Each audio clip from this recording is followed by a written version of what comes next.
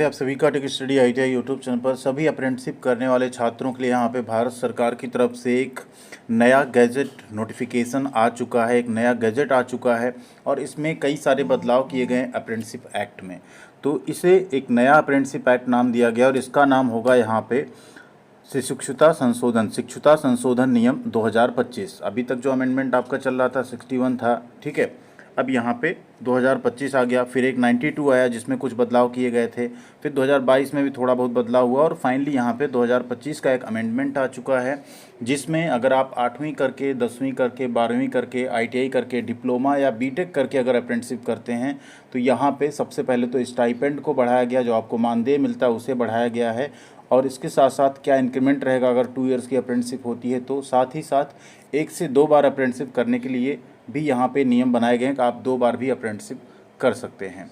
तो पूरी जानकारी इस वीडियो में आपको देखने को मिलेगी, तो वीडियो को आप लोग पूरा देखिएगा एंड प्लीज़ वीडियो को लाइक भी कीजिएगा, इससे सब तक इन्फॉर्मेशन पहुँच सके।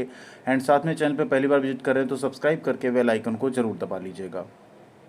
ये 11 सितंबर 2025 का एक नोटिफिकेशन है जो जारी हुआ है, ठीक है। और ये सभी जितने सेंट्रल अप्रेंटिसशिप एडवाइजर्स हैं, स्टेट अप्रेंटिसशिप एडवाइजर्स हैं और साथ में आपके जॉइंट अप्रेंटिसशिप एडवाइजर्स हैं, सबको ये यहाँ पे भेजा गया है कि अब ये बदलाव हो गए हैं। अब जो भी अप्रेंटिसशिप करेगा उसे इन नियमों के तहत जो है ट्रीट किया जाएगा, मतलब ये नियम उस पर अप्लाई होंगे। हिंदी और इंग्लिश दोनों में है ये, ठीक है। इसे हम आप सबको टेलीग्राम पे शेयर कर देंगे। आप लोग अगर टेलीग्राम पे नहीं जुड़े हैं तो tech study ITI Telegram channel का नाम है, डिस्क्रिप्शन में और कमेंट बॉक्स में हमने लिंक दे दी, वहाँ से आप लोग यहाँ ज़रूर जुड़ जाइएगा। सभी तरह की अपडेट इन्फॉर्मेशन और पीडीएफ वहाँ पे हम आपके साथ शेयर करते रहते हैं। साथ में वहाँ जुड़ जाएंगे, यूट्यूब पर सब्सक्राइब करेंगे तो आपसे कोई इन्फॉर्मेशन मिस नहीं होगी, ठीक है।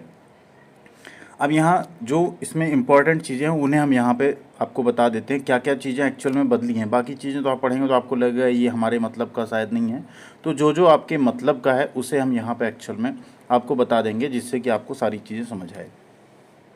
सबसे पहले देखिए, न्यूनतम 3 वर्ष की डिग्री धारक, 10वीं कक्षा के पश्चात 3 वर्ष का डिप्लोमा या 12वीं, ठीक है, के बाद 2 वर्ष का डिप्लोमा, इन सबको यहाँ पे क्या माना जाएगा, डिप्लोमा ही माना जाएगा। या स्कूल शिक्षा के माध्यम से 2 वर्ष का अध्ययन करने वाले व्यावसायिक पाठ्यक्रम में प्रमाण पत्र धारक, जिन्हें हम आईटीआई कहते हैं, ठीक। साथ में स्नातक यानी जो बीटेक करके अप्रेंटिसशिप कर रहे हैं या ग्रेजुएशन करके अप्रेंटिसशिप कर रहे हैं, उनकी यहाँ पे बात की जा रही है।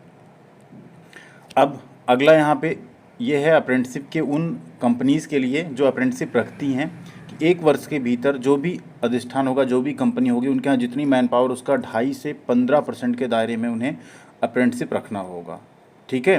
बशर्ते कि न्यूनतम 5% कुल स्थान नवीन शिक्षकों और कौशल प्रमाण पत्र धारकों के लिए रहेंगे, ठीक है। यानी यहाँ पे जो आईटीआई किए हुए रहेंगे उनके लिए यहाँ पे रहेगा। अब अगला है यहाँ पे, अगर आप 1 से ज़्यादा अप्रेंटिसशिप करना चाहते हैं, ध्यान दीजिए, प्रशिक्षणों के मध्य न्यूनतम अंतराल, तो अगर आप 2 अप्रेंटिसशिप करना चाहते हैं, न्यूनतम 1 वर्ष का गैप होना चाहिए, तो आप 2 अप्रेंटिसशिप भी कर सकते हैं, ठीक है। बशर्ते कि पिछला प्रशिक्षण पूर्ण हो गया और ऐसे मामलों में कोई अंतराल आवश्यक नहीं होगा जहां पिछला शिक्षुता प्रशिक्षण अधिनियम की शाखा 11 और नियम 6 के उपनियम 2 के अधीन नियोक्ता के भाग में विफलता के कारण समाप्त किया गया। अगर आपका कॉन्ट्रैक्ट कैंसिल हुआ है तो फिर 1 वर्ष का अंतराल नहीं चाहिए, लेकिन अगर कॉन्ट्रैक्ट कैंसिल नहीं, आपने कॉन्ट्रैक्ट पूरा किया है तो अगली अप्रेंटिसशिप करने के लिए आपको 1 साल का गैप देना होगा।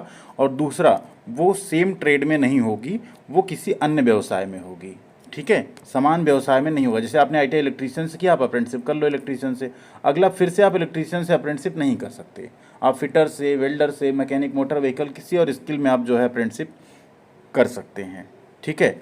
जो केंद्र सरकार यहाँ पे अपना भत्ता देती है वो एक ही बार देगी, सेकेंड टाइम की अप्रेंटिसशिप में वो नहीं देगी। अब बात करते हैं मानदेय में वृद्धि की, जो सबसे इम्पोर्टेंट है। तो अगर आप कोई ऐसी अप्रेंटिसशिप करते हैं जिसमें कक्षा 5 से कक्षा 8 या 9 तक की है तो उसमें 6800 रुपये मिलेंगे अब, ठीक, पहले 5000 मिलते थे। अगर आपने 10वीं पास कर कोई अप्रेंटिसशिप करने जा रहे हैं तो अब आपको 8200 रुपये पर मंथ मिलेंगे। अगर आप 12th करके कोई अप्रेंटिसशिप कर रहे हैं तो आपको यहाँ पे 9600 पर मंथ मिलेगा। अगर आप आईटीआई करके कोई अप्रेंटिसशिप करते हैं तो आपको 9600 रुपये भी स्टाइपेंड मिलेगा। अभी तक ये क्या था, जनरली तो ये 7700 और 8050 था, लेकिन आने वाले टाइम में अभी ऐसा हो गया था कि सबको सिर्फ 7000 रुपये पर मंथ मिल रहा था अप्रेंटिसशिप, 5501 और 1500 रुपये डीबीटी का। कुछ जगहों पे 8050 या 7700 दिया जाता था, मैक्सिमम केस में ये 7000 रुपये मिलता था। तो उसे अब क्या कर दिया गया, बढ़ा के 9600 रुपये पर मंथ कर दिया गया है, ठीक है, कितना कर दिया गया, 9,600 रुपये प्रति मंथ, यानी लगभग 2,600 रुपये की इसमें जो है इंक्रीमेंट आपका देखने को मिल रहा है। अप्रॉक्स 30 से 35% के आसपास का इंक्रीमेंट किया गया है, जो कि मेरे हिसाब से 9,600 किया ही जा रहा था। इससे कम 10,000 प्लस करना था, क्योंकि हाउसिंग या कोई और फैसिलिटी नहीं दी जाती है, तो ये थोड़ा सा और बढ़ना डिजर्व करता था। इतने सालों बाद बढ़ रहा है तो ये कम से कम 11 से 12,000 होता तो अच्छा होता। ITI अप्रेंटिसशिप का और ग्रेजुएट का 15,000 तक ले जाना था, डिप्लोमा का 13 साढ़े 13,000 तक। बट अगला यहाँ पे तकनीशियन व्यावसायिक शिक्षु या व्यावसायिक प्रमाण पत्र धारक जो ITI यहाँ भी है, डिप्लोमा संस्थानों के जो छात्र हैं मध्यवर्ती, उनको भी यहाँ पे 9,600 मिलेगा। अगर आपने किसी भी शाखा में डिप्लोमा किया है, ठीक है, तो आपको यहाँ पे 10,900 रुपये मिलेगा। और अगर आपने डिग्री ली है यानी बीटेक वगैरह किया तो आपको 12,300 रुपये मिलेंगे। तो यानी कुल मिला के ITI अप्रेंटिसशिप में अब आपको 9,600 रुपये पर मंथ अप्रेंटिसशिप मिलेगा। आप चाहे रेलवे से करें, इसरो, DRDO या कहीं प्राइवेट सेक्टर से करें अप्रेंटिसशिप, इससे कम आपको स्टाइपेंड अब नहीं मिलने वाला है, ठीक है। साथ में आप अप्रेंटिसशिप 2 बार कर सकते हैं, अभी तक लिमिट था आप 1 ही बार कर सकते हैं, बट आप अदर ट्रेड में अब 2 बार भी अप्रेंटिसशिप कर सकते हैं। इसके अलावा 1-2 बदलाव और किए गए हैं जिसको यहाँ पे हम बताने वाले हैं, जो कि जनरली तो अप्लाई नहीं होते, बट अगर अप्लाई होता है तो आपको इसका फ़ायदा आगे दिया जाएगा, ठीक है। ये कुछ माइनर कैटेगरी के लिए जो है यहाँ पे फ़ोटोज़ हैं। साथ में फिर सेम नियम आपका जो है यहाँ पे इंग्लिश में भी दिया गया है, उसे भी हम आपको दिखा देंगे एक बार, ठीक है। दूसरा, अगर अप्रेंटिसशिप 1 से ज़्यादा साल की है, जैसे आप फ्रेशर अप्रेंटिसशिप करते हैं 2 साल की या 3 साल की भी अप्रेंटिसशिप होती है, तो उस केस में यहाँ पे फर्स्ट ईयर में जो होगा 10% की और सेकेंड ईयर में 15% की जो वृद्धि है वो की जाएगी, ठीक है। यानी पहला साल कंप्लीट होने पे 10%, सेकेंड ईयर कंप्लीट होने तीसरे साल में 15% का यहाँ पे इंक्रीमेंट आपको दिया जाएगा अप्रेंटिसशिप के केस में। दूसरा, जो कारखाना अधिनियम है उसके अकॉर्डिंग अगर आप अप्रेंटिसशिप करें तो आपको स्वास्थ्य, सुरक्षा और कल्याण के संबंध में जो भी अधिनियम वहाँ के हैं वो भी यहाँ पे उस 1 साल तक आपको दिए जाएंगे, ठीक है। साथ ही साथ जो भी वहाँ के नियम होंगे, जहाँ आप काम कर रहे हैं वहाँ जो भी छुट्टियाँ होती हैं वो भी आप उसके भी हकदार होंगे, वो भी आपको दी जाएंगी। इसके अलावा यदि आपको अप्रेंटिसशिप करते टाइम कोई दुर्घटना होती, चोट लगती है, तो जो नियोक्ता होगा उसका प्रतिकर भुगतान भी करेगा, मतलब आपका ट्रीटमेंट वगैरह भी नियोक्ता जो है करवाएगा। ये चीज़ भी यहाँ पे बताई जा रही है। साथ में यहाँ पे ऐसे नियम जो वहाँ पे परमानेंट एम्प्लॉय कर रहे हैं, उसे जो शिक्षु प्रशिक्षु जो भी यहाँ पे ग्रहण कर रहा है प्रशिक्षण, उस पर भी ये आप उसके अधीन होंगे, मतलब उसका आपको फॉलो करना होगा, ठीक है। जो भी आपका स्टाइपेंड होगा अगले महीने की 10 तारीख तक या उससे पहले कर दिया जाना है। स्टाइपेंड में किसी भी अवधि के लिए कोई कटौती नहीं की जाएगी। अगर कोई आकस्मिक छुट्टी या चिकित्सकीय छुट्टी पर रहता है तो आपको उसमें कोई भी कटौती जो है नहीं की जाएगी, ये भी यहाँ पे ध्यान रखना है, ठीक है। साथ में एक और चीज़ यहाँ पे है, जब भी आप अप्रेंटिसशिप कर रहे हो तो उसमें जो टाइमिंग है सुबह 8 से शाम के 6, इसी बीच में आपसे कार्य लिया जा सकता है, आपकी ट्रेनिंग की जा सकती है, इससे भी वो बाध्य होंगे। अगर आपको अप्रेंटिसशिप के दौरान वो कहीं बाहर भेजते हैं तो उसका अलग से उन्हें यहाँ पे भत्ता देना होगा। वो सारी चीज़ें भी इसमें लिखी गई, लेकिन जनरली ऐसा होता नहीं है, अप्रेंटिसशिप वाले छात्रों को जल्दी बाहर नहीं भेजा जाता।